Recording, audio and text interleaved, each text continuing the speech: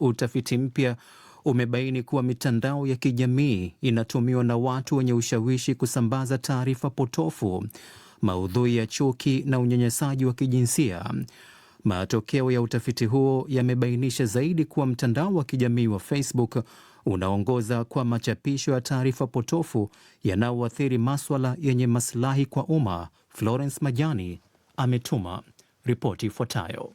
Katika kila kioo cha simu janja yupo mtu anayepokea maudhui, anayasoma, na huenda maudhui hayo yakamuathiri ama yakaiathiri jamii nzima. Hivyo ndivyo tunavyoweza kusema baada ya utafiti mpya kubaini kuwa mitandao ya kijamii hapa Tanzania inatumiwa na wenye ushawishi au watu maarufu, wakiwamo wanamuziki, wacheza filamu na wenye majina makubwa, kusambaza taarifa potofu za uongo au taarifa za chuki.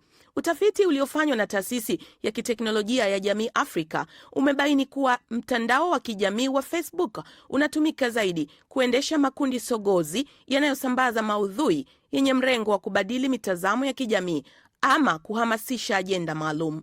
Mkuu wa idara ya uhakiki na udhibitishwaji wa taarifa wa Jamii Afrika, Innocent Mangu, amesema utafiti huo umebaini kuwa mitandao ya kijamii inatumiwa kusambaza kwa makusudi au kimkakati taarifa potofu.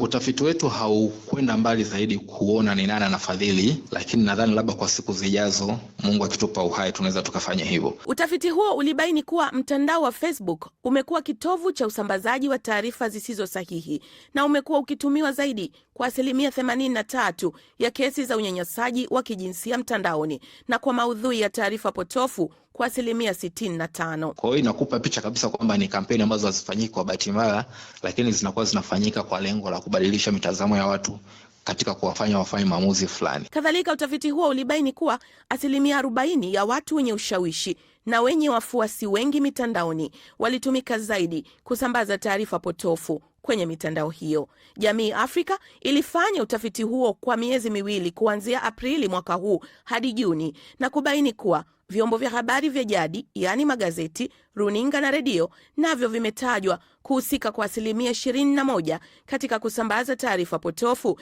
jambo ambalo utafiti huo umeshauri kuwekwa kwa mifumo dhabiti ya uhakiki wa taarifa. Wadau wa masuala ya habari wametoa maoni yao kuhusu utafiti huo. Huyu hapa mwenyekiti wa Jukwaa la Wahariri Tanzania TEF, Deodatus Balile, na amefafanua kuhusu utafiti huo. Sasa ni jukumu la waandishi wa habari kwenye mainstream. Ni masikitiko kuona kwamba asilimia 21 inapatikana wanasambaza huo umbea. Na ni kweli kina mama wananyanyasika sana.